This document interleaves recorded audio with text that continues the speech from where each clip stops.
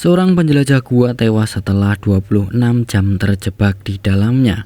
Dan sebaiknya kalian jangan ikut-ikutan. John Jones dan saudaranya Josh Jones berasal dari keluarga Mormon. Ayah John sering mengajak mereka menjelajahi gua saat mereka masih kecil. Dan sampai mereka dewasa pun, mereka masih tertarik kepada penjelajahan gua.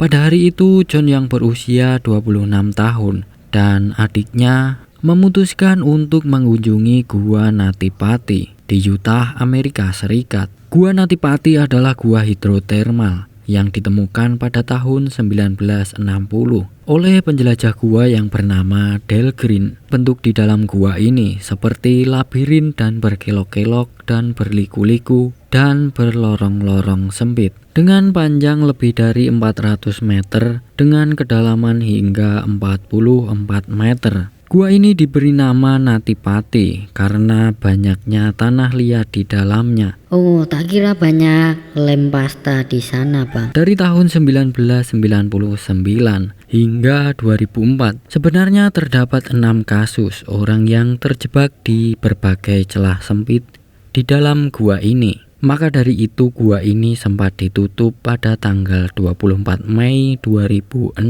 Namun karena banyaknya orang yang kepo dengan isi gua ini, akhirnya pada tanggal 18 Mei 2009, gua ini dibuka kembali ke John.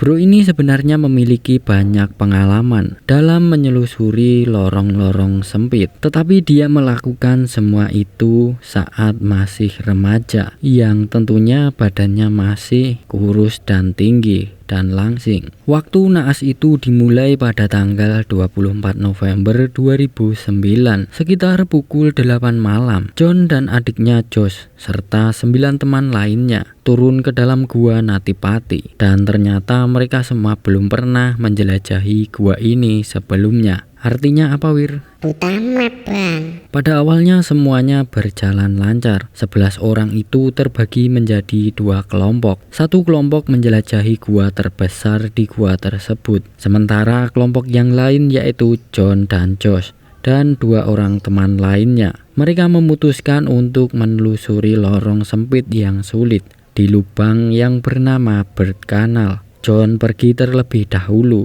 Akan tetapi John keliru berbelok ke lorong sempit lainnya. John memasuki lorong yang belum terpetakan sebelumnya. Mungkin ia mengira ini adalah jalan memutar ya. Dan di depannya ada perangkap yang sudah menunggunya, yaitu sebuah celah sempit vertikal yang menurun. Mungkin inilah pilihan John antara tetap maju, yang mungkin di depan ia mendapatkan tempat untuk putar balik, atau merangkak mundur ke belakang. Namun pada akhirnya ia tetap masuk ke depan. John pun meluncur turun dengan kepalanya terlebih dahulu. Lalu ia terjepit dengan posisi terbalik.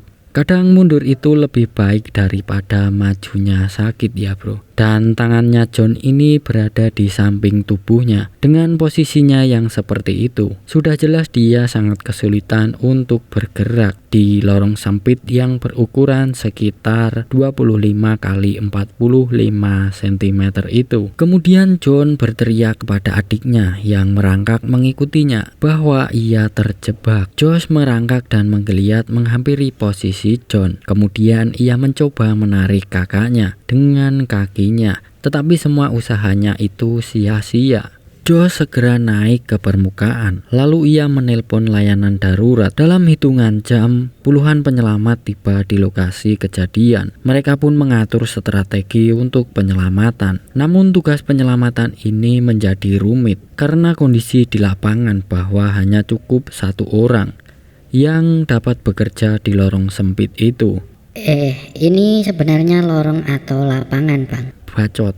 Dan penyelamat itu pun harus kuat untuk menarik John yang mempunyai bobot kurang lebih 90 kg itu keluar dari celah batu. Lalu kemudian diputuskan untuk membuat sistem katrol dan kerekan tali, yang salah satu ujung tali kemudian diikatkan di kaki John.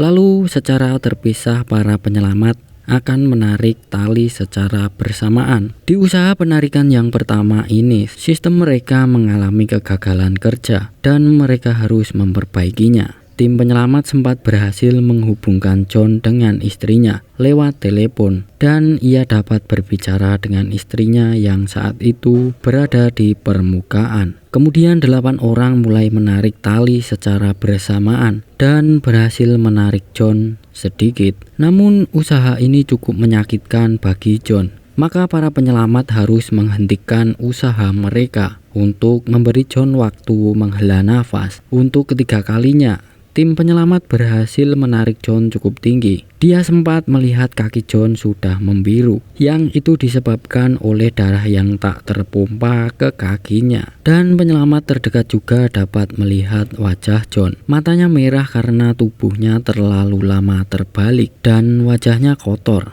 Tetapi dia masih tersenyum. "What's up bro?" tanya penyelamat. Lalu John menjawab, "Ini menyebalkan, aku terbalik, aku tak bisa. Aku tak percaya aku terbalik. Kakiku sakit sekali." Ketika John ditarik untuk keempat kalinya, talinya tiba-tiba mengendur. Para penyelamat terjatuh dan lengkungan batu di dekat kaki John telah runtuh. Penyelamat yang paling dekat dengan John menerima pukulan di kepalanya dan sempat kehilangan kesadaran selama beberapa detik. Setelah sadar, ia menyadari bahwa kepalanya mengalami kebocoran. Maka dari itu ia harus keluar untuk mendapatkan perawatan. Di sini terjadi pergantian penyelamat. Penyelamat ini melihat bahwa pernafasan John mulai mengkhawatirkan dan dia kemudian melaporkan kondisi ini kepada tim yang berada di atas. Kemudian seorang petugas medis menggantikannya turun ke dalam gua dan mendiagnosis John. Saat itu John tidak menunjukkan tanda-tanda kehidupan. Pada jam 11.56 malam, tanggal 25 November 2009, kurang lebih 26 jam setelah dimulainya operasi penyelamatan, John Edward Jones akhirnya meninggal akibat henti jantung atau cardiac arrest setelah jantungnya harus memompa darah keluar dari otak dan bekerja sangat keras selama berjam-jam. Pihak berwenang memutuskan terlalu bahaya untuk mengeluarkan jenazah John. Berdasarkan kesepakatan dengan pihak keluarga, diputuskanlah untuk mengubur jenazah John di tempat itu. Kemudian pintu masuk ke lubang sempit itu diledakkan. Pintu masuk ke gua Natipati dicor dengan beton. Dan hal ini membuat para penjelajah gua lainnya sangat tidak senang.